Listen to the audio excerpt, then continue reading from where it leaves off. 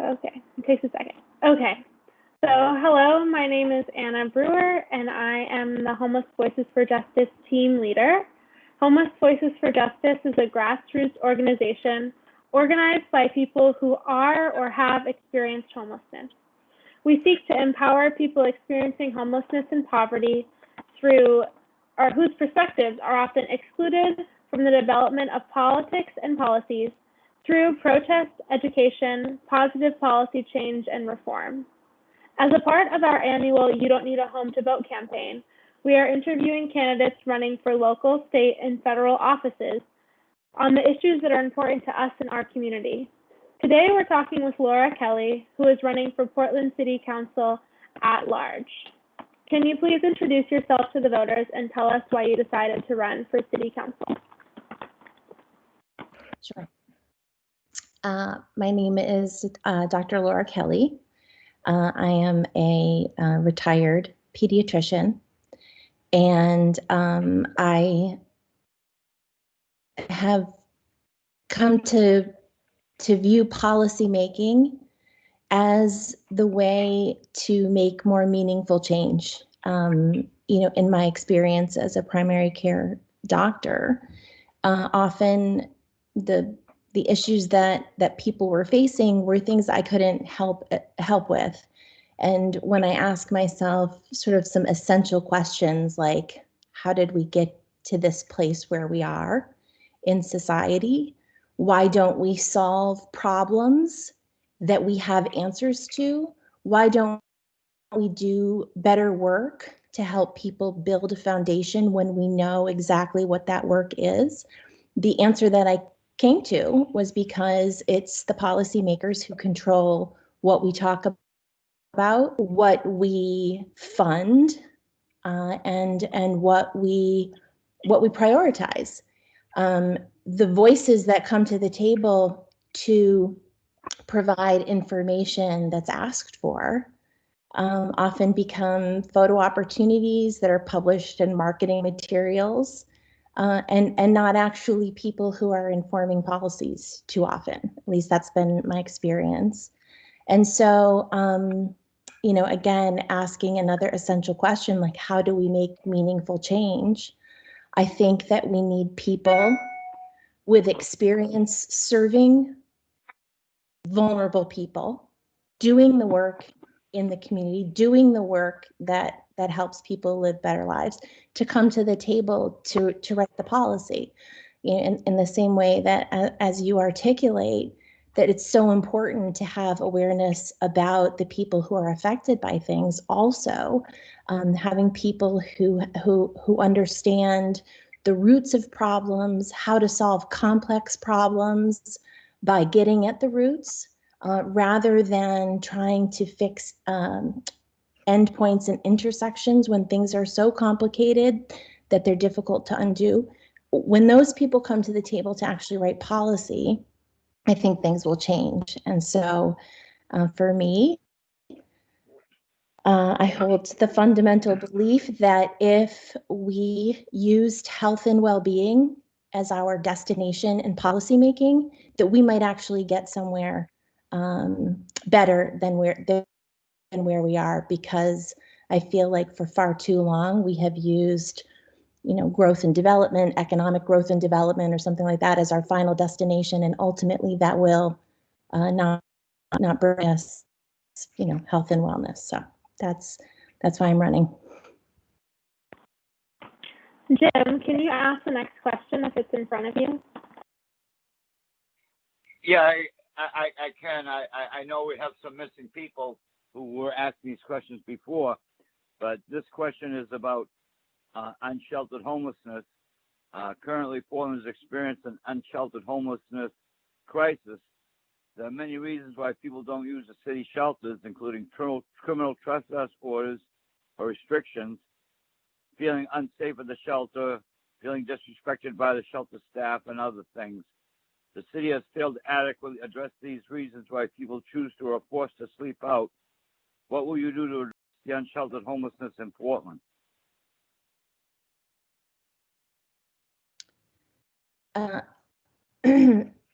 So I think that, one of the biggest factors at play at this moment is the fact that we're living with a virus in our community that is highly contagious, and we're all sort of susceptible to it. So solving the issue of finding shelter for people is imperative. At the local level, sort of working with all of the people who come to the table to solve this, is important. Identifying, the resources that are used, and making sure that, as you say, that the reasons why people elect not to do or not to participate or don't like certain places, trying to solve those problems is incredibly important. Finding places, especially where people can be safely housed if they have had a positive test and need to be quarantined. Finding special housing for people with underlying medical issues that increase their risk for if they become sick with COVID-19. These things become even more important. It's always important, but I think right now it's we're in a crisis mode, and so pulling all the levers available is important. And so I would be working all of the stakeholders to help solve that problem.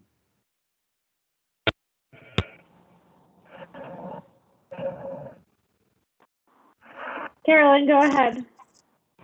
While Portland is moving forward with a new centralized homeless shelter and services center in Riverton, smaller site shelters are national best practice. Further, COVID-19 has shown us that large congregate settings are impractical and dangerous. Do you believe that Portland should move forward with the Riverton location, or that it should consider changing course to a smaller shelter site model? So, it's interesting how COVID-19 has changed broad perspective on many issues, and certainly institutions, or not institutions, but large housing units that large apartment buildings, which are sometimes thought of as being solutions to climate issues, actually pose a risk for people living in tight spaces during the pandemic. So, I think that these are difficult questions to ask. I actually was at the city council meeting when they went through the vote for the Riverton site, and I was there for a different reason.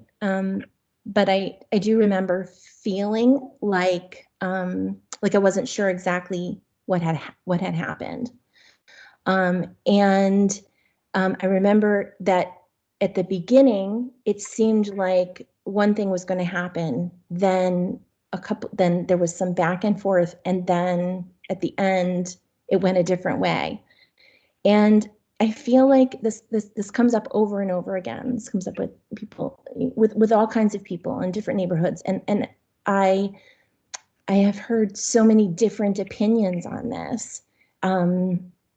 I feel like I don't have a perfect answer. I don't know what the perfect answer is. Sometimes there isn't a perfect answer. Sometimes, like you said, there's a best practice model, and the closer that you can get to that, the better. I am a person who I'm a person who has always relied on, evidence. I'm sorry. did someone say something? No, I just think it was like some feedback it was picking up on, but you're good. Okay.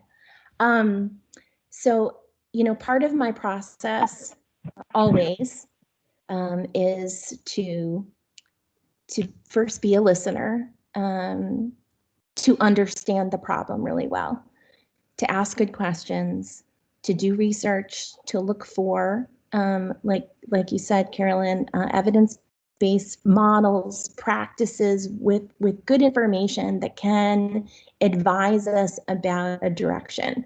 And so in all of the ways that would be within my power, that is the process that I will always employ.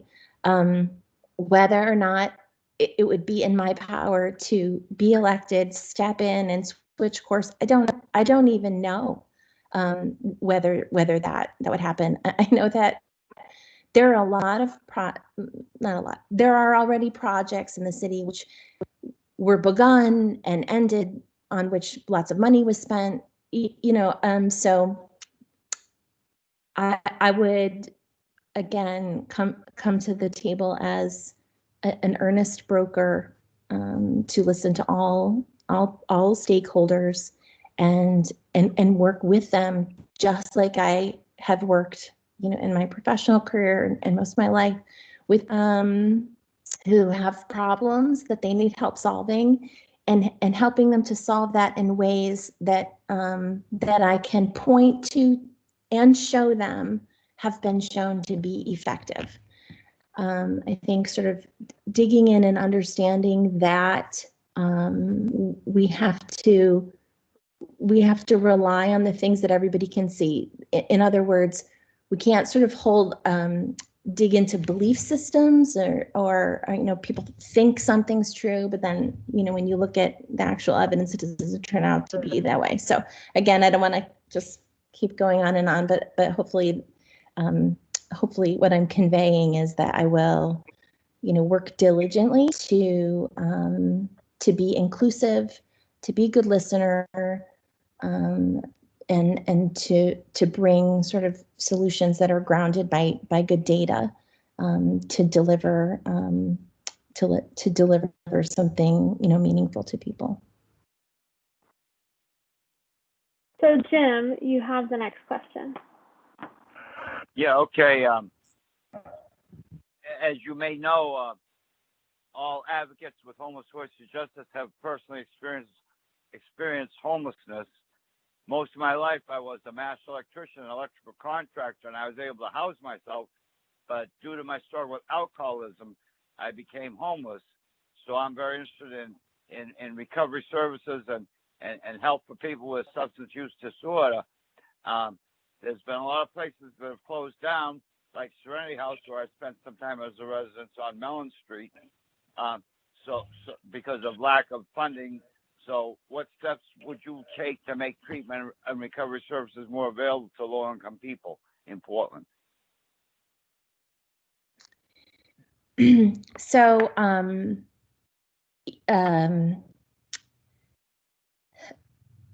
again, I'll just underscore that that I am a primary care doctor and a pediatrician. And that my fundamental belief is that all policy is health policy. All of our systems touch each other. The end point of homelessness is reached by many tributaries, and I am really interested in, and I really have spent my life trying to understand how to give people a better foundation to help them, to help prevent them from finding themselves in situations like you found yourself, Jim. And certainly access to healthcare, access to rehabilitation services, access to mental health care. These are essential. And so, initiatives that help people get access to these will be a priority for me. Not only that, but initiatives that assist people to find themselves in a better circumstances to begin with will be a priority for me. You know, I've also been a literacy advocate for many years, informed by personal experience. And I point to literacy only because it is a root problem of many issues. Certainly things that lead people to finding themselves in situations that are difficult begin with issues in education. And literacy is an issue that we have failed to address adequately. It affects low literacy affects the majority of our population. It's a huge risk factor for youth homelessness, and so anyway, you know, having access to care that's affordable, that is easy to get to, and that people know about is a priority. It's a priority for me. And also, again, also sort of aiming at things that help people have a better foundation to begin with. In other words, solving issues not just for people who've already experienced it, but going back and making sure that children and families have the resources they need to begin better is a priority, and one of the reasons why I come to the table to participate in policymaking. So there are many people who are currently experiencing homelessness or have experienced homelessness who have a voucher but are unable to be housed due to a lack of affordable housing. This means that they're experiencing they could avoid the experience of homelessness if there was more affordable housing. What will you do to expand affordable housing in our city, preserve affordable units, and prevent voucher discrimination? So this is one of the areas that in talking to people and trying to get a good view of the landscape in Portland, there's a lot of conflicting information. I can only say that as an outsider, I have difficulty understanding what issues are at play. I've spoken to someone who works for HUD and has worked in affordable housing for more than 30 years. I've spoken with current and former city councilors and with people in the community, and everybody has a different perspective on this. So for tenants' rights, you know, I am in favor of making sure that people can get housing, and I know exactly what that looks like, precisely. I know exactly what that looks like, and so, you know, I would be an advocate for making sure that people aren't discriminated against. Additionally, you know, there are things that, you know, I've been talking about lead poisoning since I was in high school, and we're still looking at an ability for people to simply say they have no knowledge of lead paint in houses. You know, there are things that we should be doing to protect people in housing. So as far as tenants' rights, like there are a lot of things that I would push for.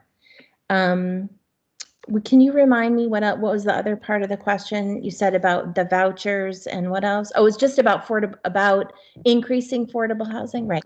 So again, I only say that it's confusing for me because many people have said that there isn't a lack of affordable housing in Portland, and so all I can say at this moment is that I don't really feel like I've seen.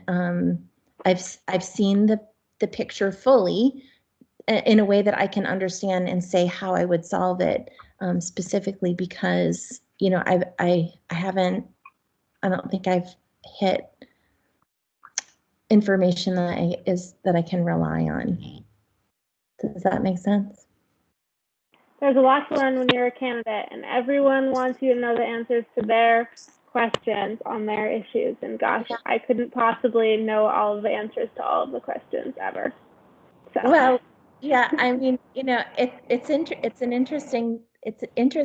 and it's a key problem, and the city councilors, it's not a full-time professional job. So the amount of time that people have to dig into these really deep, complex problems is limited. And I don't know that serves us very well. In fact, I would make an argument that it doesn't serve us very well. But the answer, to have professional politicians, that would be, can you imagine having that debate? Again, I have seen statistics about politicians looking at information, looking at constituent data, and I know that that the evidence suggests that they're not very good at doing that. That is a skill set that I do have, and I'm quite strong in, and I'm committed to, and have the time and dedication to do that work, and to make sure that it is understood and seen, visible, and accessible to people so that they can see it too. So that, when you ask 15 people and you get 15 different answers, that's not helpful. And I think that communication, accessible information is something that, the city could do a lot better. And the answer to the question about affordable housing, solving it, finding it, that's a big, that's a good example of what needs to happen better. Because like I said, after trying really hard to answer this question, I still don't feel like I have a very good answer. So Carolyn, I'm curious if you could ask the next question. Sure thing. Racial inequity. Both COVID-19 and police brutality have shown us that we need to focus on systemic racism in the country. Black, Indigenous, and people of color are overrepresented in both homelessness and poverty, especially here in Portland. What will you do to dismantle systemic racism within Portland social services, and how will you prioritize the needs of Black, Indigenous, and people of color residents? So,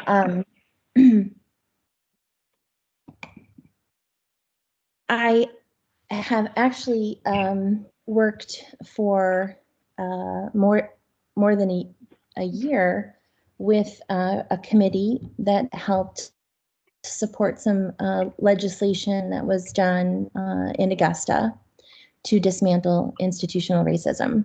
I came to that committee as a literacy advocate because actually, you named the disparity in homelessness and poverty, also the disparity in Maine in COVID-19 infections. There's also disparity in incarceration rates, and there's also disparity in wealth equality. In fact, Maine is one of the 10 worst states in the nation for equality, for